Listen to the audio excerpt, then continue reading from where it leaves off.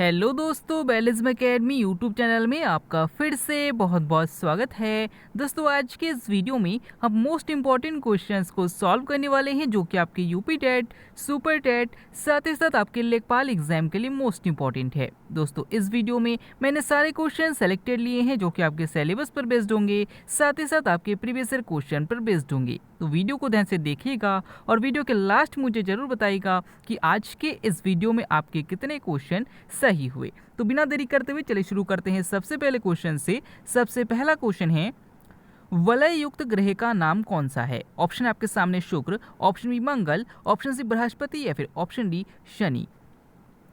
इसका सही आंसर हो जाएगा ऑप्शन डी शनि। दोस्तों, याद रखिए कि शनि ग्रह एक ऐसा ग्रह है जिसके चारों ओर रिंग्स पाए जाते हैं और याद रखिए कि इन रिंग्स की खोज गैलीलियो ने की थी। अगर आपसे पूछा जाता है कि किस ग्रह को काला ग्रह कहा जाता है तो याद रखिएगा कि शनि ग्रह को काला ग्रह कहा जाता है। अगर आपसे पूछा जाता है कि किस ग्रह को लाल ग्रह कहा जाता है तो याद रखिएगा कि मंगल ग्रह को लाल ग्रह कहा जाता है। अगर आपसे पूछा जाता है कि सबसे चमकीला ग्रह कौन सा है तो याद रखिएगा शुक्र ग्रह है और याद रखिएगा कि शुक्र ग्रह को ही पृथ्वी की बहन भी कहा जाता है। अगर आपसे पूछा जाता है कि पीला ग्रह किसे कहा जाता है तो याद रखिएगा कि बृहस्पति ग्रह को पीला ग्रह कहा जाता है। अगला क्वेश्चन, मानव में प्लाज्मोडियम का संक्रमण उत्पन्न करता है। आपको बताना है कि कौन सा रोग मानव शरीर में प्लाज्मोडियम का संक्रमण करने पर उत्पन्न होता है।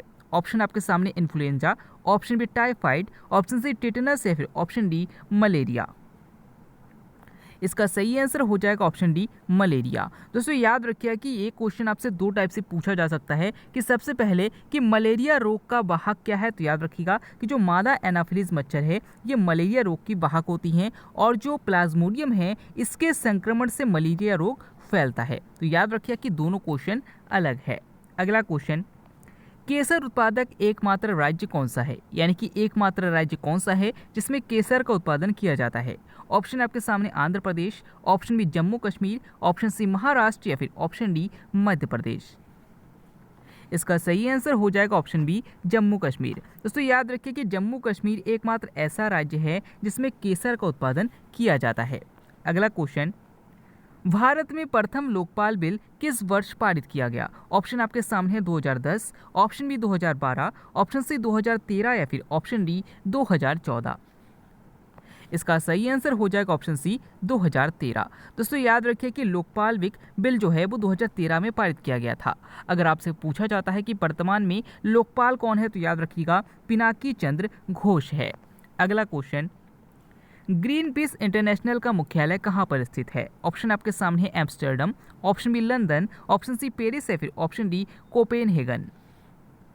इसका सही आंसर हो जाएगा ऑप्शन ए एम्स्टर्डम। दोस्तों, याद रखिए कि ग्रीन पीस इंटरनेशनल का मुख्यालय एम्स्टर्डम में स्थित है। अगर आपसे पूछा जाता है कि यूनेस्को का मुख्यालय कहाँ पर है तो याद रखिएगा पेरिस में है।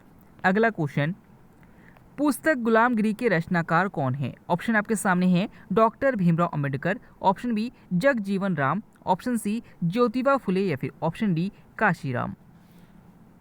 इसका सही आंसर हो जाएगा ऑप्शन सी ज्योतिबा फुले। दोस्तों, याद रखिए कि गुलामगिरी पुस्तक के जो लेखक है वो ज्योतिबा फुले हैं। अगर आपसे पूछा जाता है कि सत्य शोधक समाज की स्थापना किसने की थी तो याद रखिएगा महात्मा ज्योतिबा फुले ने की थी। अगला क्वेश्चन, विल्सन रोग किसकी अधिकता के कारण होता है? ऑप्शन आपके सामने जिंक, ऑप्शन बी लोहा, ऑप्शन सी कॉपर या फिर ऑप्शन डी कैल्शियम।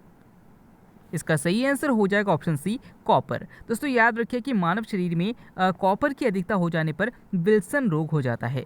अगर आपसे पूछा जाता है कि इंसुलिन में कौन सी धातु पाई जाती है तो याद रखिएगा जिंक धातु पाई जाती है।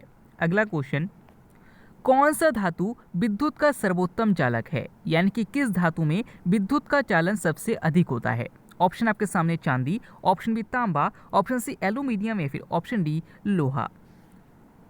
इसका सही आंसर हो जाएगा ऑप्शन ए चांदी। दोस्तों, याद रखिए कि चांदी एक ऐसा धातु है जिसमें विद्युत का चालन सबसे अधिक होता है। अगर आपसे पूछा जाता है कि पर्यावरण मित्र धातु किसे कहा जाता है तो याद रखिएगा कि एल्यूमिनियम को पर्यावरण मित्र धातु कहा जाता है।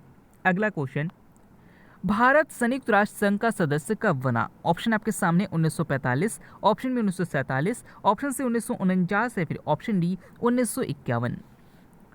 इसका सही आंसर हो जाएगा ऑप्शन ए 1945। दोस्तों याद रखिए कि द्वितीय विश्व युद्ध के बाद उसके बाद कोई दूसरा विश्व युद्ध ना हो, इसी को ध्यान में रखते हुए अंतर्राष्ट्रीय शांति और सुरक्षा के उद्देश्य से 24 अक्टूबर 1945 को संयुक्त राष्ट्र संघ की स्थापना की गई थी और भारत इसमें 1945 में ही शामिल हो गया था। अगला क्वेश्चन, केन शुगर को क्या कहा जाता है? ऑप्शन आपके सामने lactose, option B maltose, option C sucrose या फिर ऑप्शन डी फ्रक्टोज। इसका सही आंसर हो जाएगा ऑप्शन सी सुक्रोज। दोस्तों याद रखिए कि सुक्रोज को कैन शुगर कहा जाता है, यानी कि गन्ने की शर्करा कहा जाता है। अगला क्वेश्चन, महात्मा गांधी ने व्यक्तिगत सत्याग्रह आंदोलन का प्रथम सत्याग्रही किसे चुना था? ऑप्शन आपके सामने हैं Pandit Jawaharlal Nehru, option B Vinoba Bhave, option C Anugrah Narayan Singh या फिर ऑप्शन डी श्री कृष्ण सिंह। इसका सही आंसर हो जाएगा ऑप्शन बी विनोबा भावे। दोस्तों याद रखिए कि महात्मा गांधी ने व्यक्तिगत सत्याग्रह आंदोलन का प्रथम सत्याग्रही जो चुना था वो विनोबा भावे को चुना था। अगर आपसे पूछा जाता है कि व्यक्तिगत सत्याग्रह आंदोलन का प्रथम व्यक्ति कौन था, तो याद रखिएगा विनोबा भावे था और सीधा क्वेश्चन आपसे ये पूछा जा सकता है। अगर आपसे पूछा जाता है कि रेमन मैग्सेसे पुरस्कार पाने वाले पहले भारतीय कौन थे, तो याद रखिएगा विनोबा भावे थे। अगला क्वेश्चन, विज्ञान दिवस कब मनाया जाता है? ऑप्शन आपके सामने है 10 जनवरी, ऑप्शन बी 28 फरवरी, ऑप्शन सी 13 मार्च या फिर ऑप्शन डी 26 अक्टूबर। इसका सही आंसर हो जाएगा ऑप्शन बी 28 फरवरी। दोस्तों याद रखिए कि विज्ञान दिवस जो मनाया जाता है, यानी कि जो साइंस डे मनाया जाता है, ये 28 फरवरी को मनाया जाता है। अगर आपसे पूछा जाता है कि विश्व हिंदी दिवस कब मनाया जाता है, तो याद रखिएगा 10 जनवरी को मनाया जाता है। नेक्स्ट क्वेश्चन है, वन महोत्सव दिवस कब मनाया जाता है? ऑप्शन आपके सामने 1 जनवरी, ऑप्शन बी 1 अप्रैल, ऑप्शन सी 1 जुलाई या फिर ऑप्शन डी 1 अगस्त। इसका सही आंसर हो जाएगा ऑप्शन सी 1 जुलाई। दोस्तों याद रखिए कि 1 जुलाई से 7 जुलाई तक वन महोत्सव मनाया जाता है। और अगर आपसे पूछा जाता है कि भारत में वन महोत्सव शुरू करने का श्रेय किसको जाता है, तो याद रखिएगा के.एम. मुंशी को जाता है। अगला क्वेश्चन, महाबलीपुरम मंदिर किस राज्य में स्थित है? ऑप्शन आपके सामने Tamil Nadu, option B Andhra Pradesh, option C Maharashtra या फिर ऑप्शन डी कर्नाटक। इसका सही आंसर हो जाएगा ऑप्शन ए तमिलनाडु। दोस्तों याद रखिए कि महाबलीपुरम मंदिर जो स्थित है ये तमिलनाडु में स्थित है। अगर आपसे पूछा जाता है कि सबरीमाला मंदिर कहाँ पर है, तो याद रखिएगा केरल में है। अगला क्वेश्चन, तुलसीदास के गुरु कौन थे? ऑप्शन आपके सामने है कोंडदेव, ऑप्शन बी महाप्रभु वल्लभाचार्य, ऑप्शन सी बाबा नरहरि या फिर ऑप्शन डी स्वामी ब्रजानंद। इसका सही आंसर हो जाएगा ऑप्शन सी बाबा नरहरि। दोस्तों याद रखिए कि जो बाबा नरहरि दास थे ये तुलसीदास के गुरु थे। अगर आपसे पूछा जाता है कि सूरदास के गुरु कौन थे, तो याद रखिएगा वल्लभाचार्य थे। अगला क्वेश्चन, प्रोटीन का निर्माण कहाँ पर होता है? ऑप्शन आपके सामने है lysosome, option B ribosome, option C mitochondria या फिर ऑप्शन डी ब्लड प्लेटलेट्स। इसका सही आंसर हो जाएगा ऑप्शन बी राइबोसोम। दोस्तों याद रखिए कि मानव शरीर में प्रोटीन का निर्माण राइबोसोम में होता है और याद रखिए कि राइबोसोम को ही प्रोटीन फैक्ट्री भी कहा जाता है। अगला क्वेश्चन, लिग्नाइट को कौन सा कोयला कहा जाता है? ऑप्शन आपके सामने है लाल कोयला, ऑप्शन बी काला कोयला, ऑप्शन सी भूरा कोयला या फिर ऑप्शन डी नाइट्रोजन युक्त कोयला। इसका सही आंसर हो जाएगा ऑप्शन सी भूरा कोयला। दोस्तों याद रखिए कि लिग्नाइट को भूरा कोयला कहा जाता है। अगर आपसे पूछा जाता है कि लिग्नाइट के उत्पादन में कौन सा राज्य अग्रणी है, तो याद रखिएगा तमिलनाडु है। अगला क्वेश्चन, कड़गम किस राज्य का लोक नृत्य है? ऑप्शन आपके सामने Andhra Pradesh, option B Rajasthan, option C Haryana या फिर ऑप्शन डी तमिलनाडु। इसका सही आंसर हो जाएगा ऑप्शन डी तमिलनाडु। दोस्तों याद रखिए कि जो कड़गम लोक नृत्य है ये तमिलनाडु का लोक नृत्य है। अगला क्वेश्चन, भारत में सर्वप्रथम जीएसटी कब लागू की गई? ऑप्शन आपके सामने है 1 जुलाई 2015, ऑप्शन बी 1 जुलाई 2016, ऑप्शन सी 1 जुलाई 2017 या फिर ऑप्शन डी 1 जुलाई 2018। इसका सही आंसर हो जाएगा ऑप्शन सी 1 जुलाई 2017। दोस्तों याद रखिए कि भारत में जीएसटी 1 जुलाई 2017 को लागू किया गया था, इसलिए 1 जुलाई को जीएसटी दिवस के रूप में भी मनाया जाता है। अगला क्वेश्चन, दही में खट्टापन किस एसिड के कारण होता है? ऑप्शन आपके सामने citric acid, option B nitric acid, option C lactic acid या फिर ऑप्शन डी इनमें से कोई नहीं।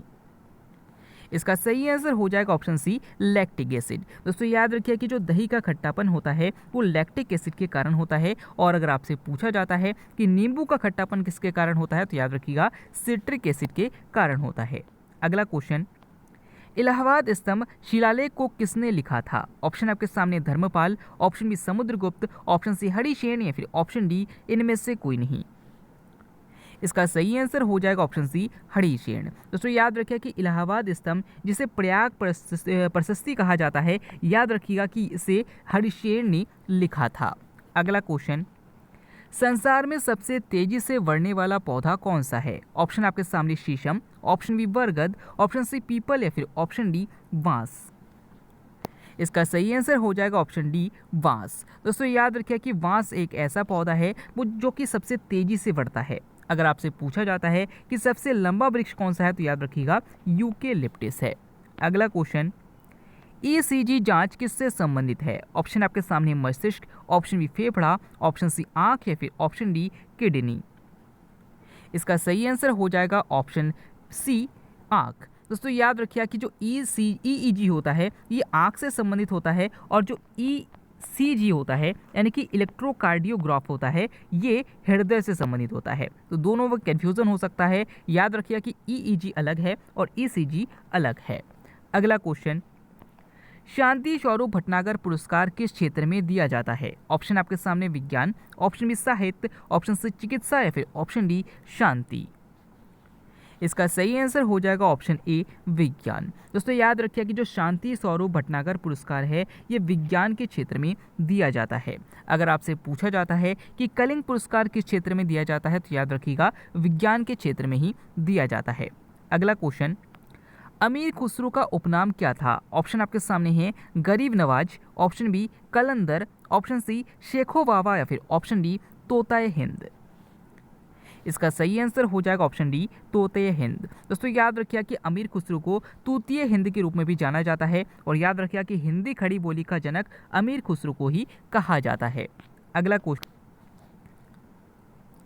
नेक्स्ट क्वेश्चन है वर्ल्ड मैन ऑफ इंडिया के नाम से कौन प्रसिद्ध है? ऑप्शन आपके सामने Jerdon, option B doctor Salim Ali, option C Sarvepalli Radhakrishnan या फिर ऑप्शन डी महात्मा गांधी। दोस्तों इस क्वेश्चन के आंसर आपको मैं कमेंट के द्वारा बताना है। आज की वीडियो में आपके कितने क्वेश्चन सही हुए, साथ ही साथ आज का वीडियो आपको कैसा लगा कमेंट बॉक्स में जरूर बताइएगा। हमारी मेहनत आपको कैसे लगी कमेंट बॉक्स में जरूर बताइएगा। अगर आप फेसबुक पेज और टेलीग्राम ग्रुप को ज्वाइन करना चाहते हैं तो डिस्क्रिप्शन में लिंक दिया गया है, वहाँ से आप ज्वाइन कर सकते हैं। मिलते हैं अगले वीडियो में, तब तक के लिए देखते रहिए, सीखते रहिए।